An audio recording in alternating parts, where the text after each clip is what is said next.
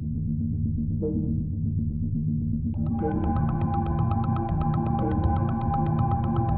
du temps, le podcast du Musée d'archéologie nationale. Bonjour à tous et bienvenue dans ce premier épisode d'Écho du temps, le podcast du Musée d'archéologie nationale.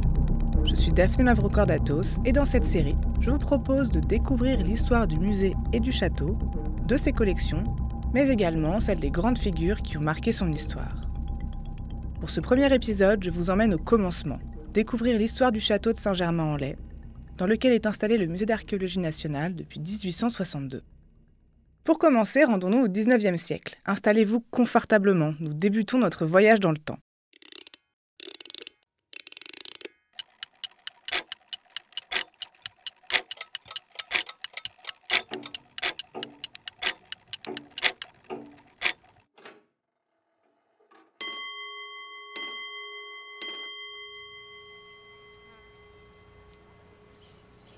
Nous sommes en août 1855. L'impératrice Victoria, souveraine du Royaume-Uni, rend visite à Napoléon III dans le cadre de l'exposition universelle et souhaite se recueillir au château de Saint-Germain-en-Laye, là où est mort son prédécesseur, Jacques de Stuart, au XVIIe siècle. Elle découvre le château dans un état de décrépitude très prononcé. Quelle déception! On raconte que la réaction de l'impératrice fait prendre conscience à Napoléon III de l'importance de ce château et que ça l'aurait décidé à en faire quelque chose. Mais c'est vraisemblablement de l'ordre de la légende. Revenons donc sur l'histoire du château de Saint-Germain-en-Laye. Le site de Saint-Germain-en-Laye attire très rapidement l'intérêt des rois de France. Surplombant la Seine, il est situé comme un avant-poste à l'ouest de Paris et permet de voir arriver d'éventuels ennemis par bateau. Il est proche d'une vaste forêt, ce qui rend le site idéal pour la chasse. Enfin, l'air y est bon, en tout cas meilleur que dans la capitale déjà polluée. Dès le Xe siècle, Robert le Pieux y érige un monastère dédié à Saint-Germain, posant ainsi les fondations de ce qui deviendra un lieu de résidence royale prisé. Le premier château, entendait surtout une grosse bâtisse, y est ensuite construit vers 1122 par Louis VI le Gros, qui séjourne régulièrement. Au cours des siècles, le château de Saint-Germain-en-Laye a vu défiler des monarques illustres, parmi lesquels on retient notamment Philippe Auguste, Louis IX, Charles V, François Ier, Henri II, Henri IV, Louis XIII, Louis XIV. Les guerres, la reconstruction, les mariages princiers, les amours et les intrigues ont marqué son histoire. Les grandes décisions et anecdotes de l'histoire de France y prennent place, preuve d'un lieu privilégié pour les rois de France.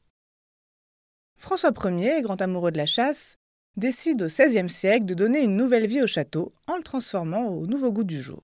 Proche de celui des grands palais du nord de l'Italie, des toits-terrasses, une grande salle de bal et une fusion audacieuse de briques et de pierres. Les travaux sont poursuivis par Henri II, qui érige le pavillon des bains à l'extérieur du château, en bordure du promontoire de Saint-Germain-en-Laye. Au XVIe et au début du XVIIe siècle, Henri IV, célèbre pour ses amours et ses guerres, et surtout sa poule au pot, agrandit le pavillon des bains, que l'on appelle désormais le Château Neuf, en opposition au château vieux rebâti par François Ier, et crée des jardins somptueux.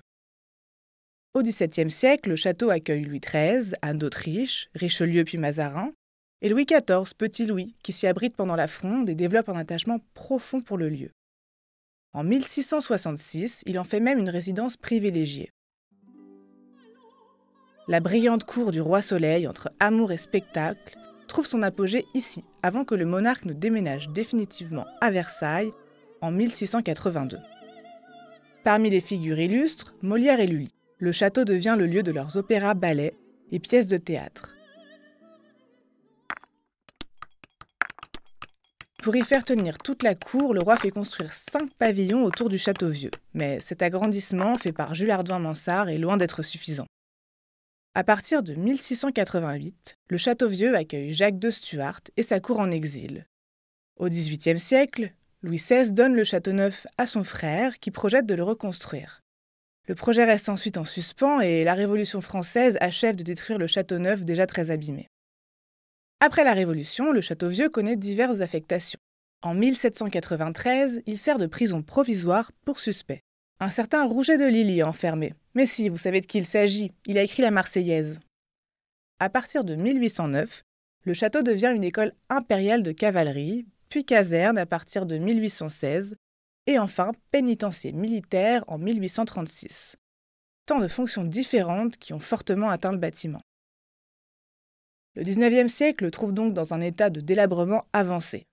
Vers la moitié du siècle, le château suscite l'intérêt de l'empereur Napoléon III qui fait évacuer le pénitencier en juillet 1855.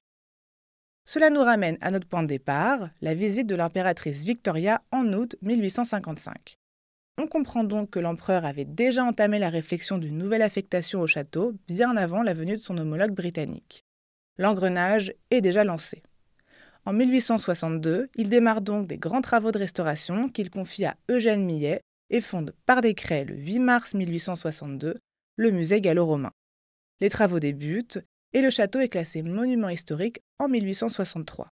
On commence à réfléchir aux nouvelles salles du musée qui ouvriront à partir de 1867, mais ça, c'est une autre histoire. Pour reprendre l'histoire mouvementée de ce château royal peu connu, nous retrouvons Corinne Jousse-Barbelin, conservatrice en chef, responsable du service des ressources documentaires au Musée d'archéologie nationale. Bonjour Corinne, merci d'être avec nous aujourd'hui pour nous présenter l'histoire du château dans lequel est installé le Musée d'archéologie nationale depuis le XIXe siècle. Bonjour Daphné. Est-ce qu'avant de commencer, tu peux nous parler un peu du service et des collections dont tu as la charge au musée ? Oui, alors le service des ressources documentaires est un tout jeune service au Musée d'archéologie nationale. Il est né en 2015. Ce service a pour objectif de conserver les documents, qu'ils soient manuscrits, photographies, et voire même des moulages. Ce service conserve 1,8 km de documents qui portent à la fois sur le musée, ses collections, sur ses donateurs, mais également sur l'histoire de l'archéologie, ses méthodes, et enfin, et ce n'est pas la moindre des choses, sur l'histoire du château et du domaine royal, puis national.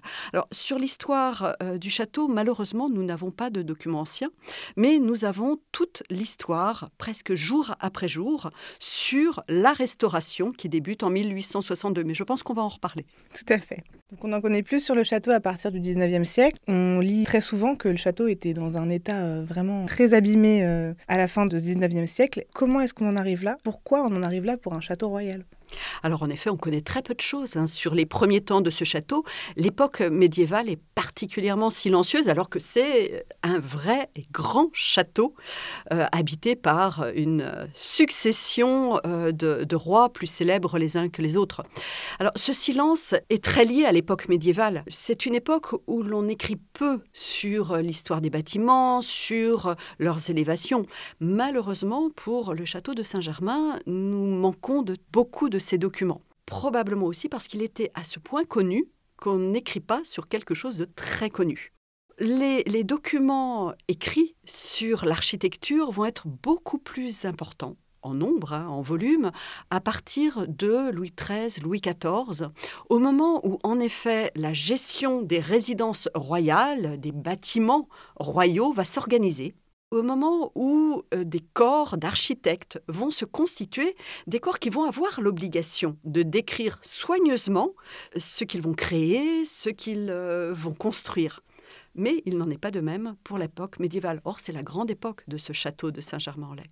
À partir de 1682, quand Louis XIV quitte le château de Saint-Germain-en-Laye pour se rendre au château de Versailles, après quand même 39 ans de règne, dans les dernières années du roi à Saint-Germain-en-Laye, ce château a connu un agrandissement demandé par le roi Louis XIV à Jules Hardouin-Mansart, donc un des grands architectes du roi. Jules Hardouin-Mansart va joindre au château 5 pavillons d'angle et beaucoup de mètres carrés supplémentaires. Malgré tout, ça ne permet pas d'accueillir l'ensemble de la cour, sachant que l'étiquette qui a été instaurée par Louis XIV dès le début de son règne, exige que la cour, les courtisans, suivent le roi. Et il faut bien voir que quand la cour se déplace à Saint-Germain-en-Laye, c'est 10 000 personnes qui se déplacent. Donc, ce château, malgré les agrandissements, ne répond pas à l'attente du roi.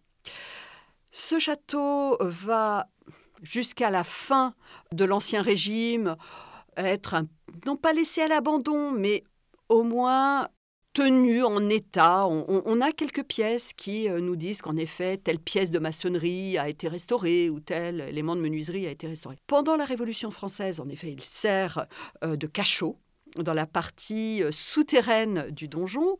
Et puis, en 1809, Napoléon Ier a le souhait de créer sa grande école de cavalerie.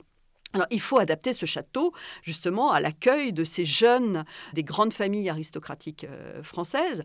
Donc, ça exige déjà un impact sur le bâti. Puis, une gendarmerie.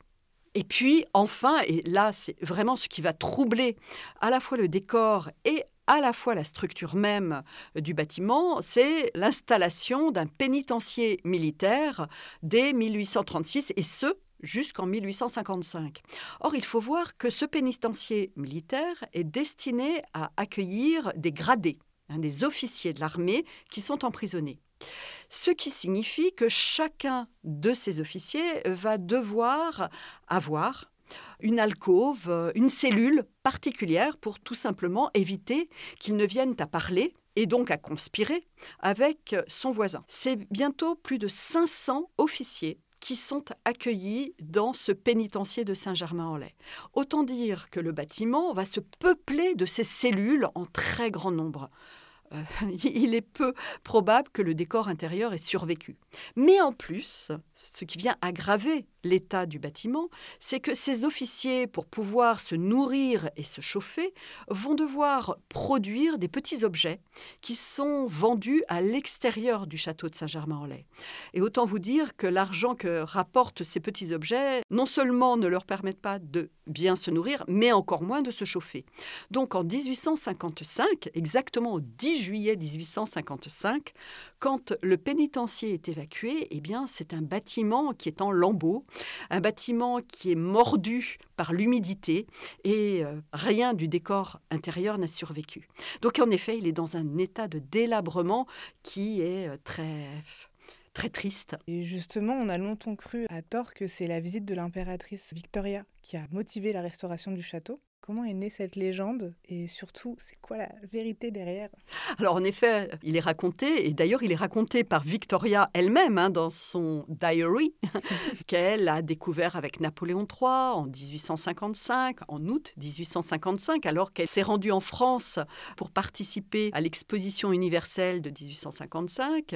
Elle demande en effet à Napoléon III de pouvoir se recueillir au château de Saint-Germain-en-Laye où est mort l'un de ses prédécesseurs, Jacques II Stuart. Il est raconté, mais je pense que beaucoup de bruit a été fait, et beaucoup plus que Victoria ne l'a fait elle-même, il est raconté qu'elle a été mortifiée de l'état du château. En fait, Napoléon III avait pris bien avant, quelques mois avant l'arrivée de Victoria à Saint-Germain-en-Laye, la décision d'extraire le pénitencier militaire et de donner une nouvelle vie au château de Saint-Germain-en-Laye. Et dès 1855, dès juillet 1855, Eugène Millet formule ses premiers projets. Et en particulier, un premier projet qui reste souvent inconnu des Saint-Germanois, qui a été de distribuer le château en deux parties. Des salles qui seraient dévolues à un musée de pierre, dit-on, et une deuxième partie qui serait distribuée en appartements pour les veuves de guerre, les veuves des officiers morts au combat. Nous sommes là en 1855. En fait, le projet qui aujourd'hui peut être vu au château de Saint-Germain-en-Laye va vraiment mûrir entre 1855 et 1862. Le dernier projet, qui est présenté au début de 1862 à la Commission des monuments historiques, montre que prévaut désormais le musée. L'ensemble du bâtiment, donc l'ensemble des 5000 m², est vraiment destiné à accueillir un musée, le musée gallo-romain, et le nom a son importance, créé par Napoléon III par décret impérial le 8 mars 1862. Ce décret impérial indique bien que c'est un musée gallo-romain installé au château de Saint-Germain-en-Laye avec pour directeur adjoint, donc comprendre à l'époque directeur du musée, Claude Rossignol, qui est féru d'archéologie et surtout passionné par Alésia et les écrits de Jules César. Avant justement cette restauration, pour revenir sur l'état au départ du pénitencier, concrètement, à quoi ressemble le château à ce moment-là ? Dans quel état il est hormis l'humidité? Alors, je disais donc qu'il est délabré. Vu de l'extérieur, c'est un bâtiment extrêmement massif avec ces pavillons d'angle qui ont été construits par Jules Hardouin-Mansart dans les années 1680. Donc quelque chose de massif, très sombre, puisque pour construire cette coque autour du bâtiment initial de François Ier, il a fallu obstruer de nombreuses fenêtres. Donc non seulement il est massif, plongé dans une certaine obscurité, il n'a pas été achevé. Il est raconté que certains escaliers ont débuté mais n'ont pas été finis. Donc vous avez des sortes de plateformes qui tombent dans le vide. Il est dit également que ce bâtiment est à ce point massif qu'il fait de l'ombre à tous les alentours. Donc quelque chose que Louis XIV lui-même a jugé de manière assez négative, a trouvé qu'il était très laid. Et ça a dû hâter son départ. Ah oui, carrément. Et alors justement, dans le projet de restauration, qu'est-ce qui est prévu? Est-ce qu'on a choisi un état pour restaurer le château? Alors, la chose n'a pas du tout été simple. Il faut voir que ce château, même s'il avait cette lourdeur, ce côté un peu monstrueux, malgré tout, était l'œuvre de Jules Hardouin-Mansart et une réponse à un souhait de Louis XIV. Louis XIV, au XIXe siècle, est un roi particulièrement honoré par les historiens. Donc, quand Eugène Millet présente son projet de cet enlèvement du bâti construit par Jules Hardouin-Mansart, imaginez-vous les tollés provoqués au sein même de la commission des monuments historiques. Vous aviez les partisans de Louis XIV et puis les partisans de François Ier, puisque Eugène Millet va vouloir favoriser le bâtiment initial de François Ier, donc ce bâtiment qui est polychrome, qui marie cette couleur crème à la brique plus orangée, avec ces hautes baies qui éclairent vraiment de grande lumière l'intérieur des salles. Il va favoriser cet aspect et, en fin de compte, il va démontrer que finir les travaux de Jules Hardouin-Mansart, c'est-à-dire justement finir ces escaliers, recréer des fenêtres, va coûter beaucoup plus cher que d'enlever ces ajouts, ces pavillons ajoutés dans les années 1680. Et ça, cet argument économique est déjà un argument qu'on entend bien à cette époque-là. Par ailleurs, se trouve une des merveilles qui est comprimée par les pavillons de Jules Hardouin-Mansart, c'est cette magnifique chapelle palatiale construite à la demande de Saint-Louis, donc Louis IX, dans les années 1230, et qui est une première émergence du gothique rayonnant. Et c'est une époque où, en effet, on redécouvre l'art médiéval, et tout particulièrement l'art gothique de ces monuments religieux. Et je vous rappelle que c'est le moment où on découvre le texte de Victor Hugo avec Notre-Dame de Paris. Donc, restaurer cette chapelle palatiale, qui est vraiment une merveille, un bijou de l'art gothique, a été l'argument majeur agité par Eugène Millet. Et c'est en effet par cette redécouverte de cette chapelle qu'il va obtenir l'autorisation de débuter ses travaux d'enlèvement des pavillons de Jules Hardouin-Mansart. Alors il est beaucoup aidé par Eugène Viollet-le-Duc parce que ce dernier a été son professeur et Eugène Millet est l'élève favori de Viollet-le-Duc. Et pour l'intérieur du château, les salles qu'on décide d'aménager, en termes de décor, est-ce qu'on décide de retourner sur un état potentiel de François Ier aussi, peut-être une autre période? J'imagine qu'on est quand même relativement contraint par l'idée d'aménager des salles de musée. Alors, en effet, il n'est pas neutre de créer de grands espaces pour en faire des espaces de musée. Il faut voir que dans l'esprit populaire de l'époque, le musée par excellence, c'est le musée du Louvre, avec ses grandes salles. Donc, il va falloir à Eugène Millet tout un talent pour à la fois consolider le bâti extérieur, consolider le bâti intérieur, parce que la grande crainte, c'est qu'en effet, à chaque fois qu'il touche un plancher, tout s'effondre. Et donc, il va devoir créer de grandes pièces avec des cheminées monumentales, des pièces qui puissent accueillir de larges vitrines parce que les collections commencent à affluer à partir de 1862, alors même que le décret vient d'être promulgué. Donc il faut pouvoir recréer ces espaces dans le musée avec une commission qui a été nommée pour suivre avec beaucoup de précision la naissance du musée lui-même, et donc de sa muséographie, il est un peu pieds et mains liés, et le chantier se révèle beaucoup plus difficile qu'envisagé initialement. D'ailleurs, c'est un chantier, entre nous, qui débute en 1862 et qui ne s'achèvera qu'en 1910, et qui va voir se succéder quand même 3 grands architectes. Et donc, ils vont avancer, ces architectes qui se succèdent, salle après salle, essayant à chaque fois de défier toute la complexité d'un bâti dont ils n'arrivent pas à mesurer toute la fragilité. Donc, quand, en 1867, à l'occasion de l'exposition universelle, Napoléon III souhaite inaugurer ce musée et l'ouvrir au public, nous sommes le 12 mai 1867, il est très surpris de découvrir que sur les 44 salles prévues initialement, seules 7 peuvent être ouvertes au public. Et Napoléon III, qui attendait un musée dédié à Jules César, qui est quand même la figure emblématique de son règne, à qui il a dédié une œuvre assez exceptionnelle qui est justement Histoire de Jules César, qu'il a rédigée en 2 tomes, eh bien, Napoléon III est, en fin de compte, très déçu, parce que les 7 premières salles qui sont ouvertes sont des salles dédiées à la préhistoire et à la proto-histoire. Donc, on va à peine jusqu'à l'âge du bronze.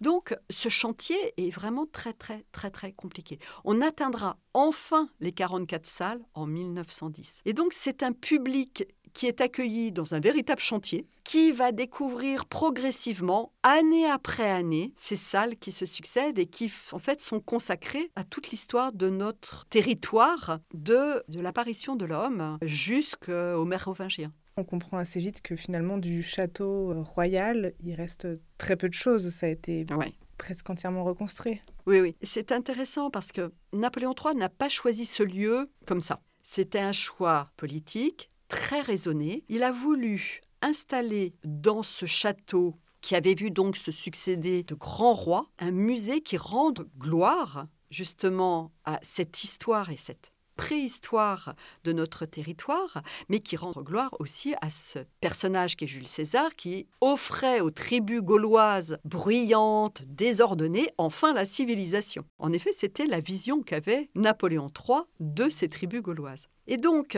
il met tout son argent de sa cassette personnelle. L'installation de ce musée n'a pas tant coûté à l'État, tant que le Second Empire a existé. Donc oui, voilà ce qui était sur ce château et ce musée qui l'envahit progressivement et qui, en fin de compte, va condamner probablement les dernières traces de la demeure royale. En fin de compte, ce qu'il nous reste, c'est les quelques décors réalisés sous Louis XIII pour la chapelle. Puisque cette chapelle, certes, créée au XIIIe siècle, les rois se succédant, étaient habillés en fonction des goûts de l'époque. Et sous Louis XIII, en effet, vous avez un revêtement intérieur fait de bois qui est absolument magnifique. Et il en restera quelques rares témoignages qui, aujourd'hui, ont été rassemblés et ornent la bibliothèque historique du château.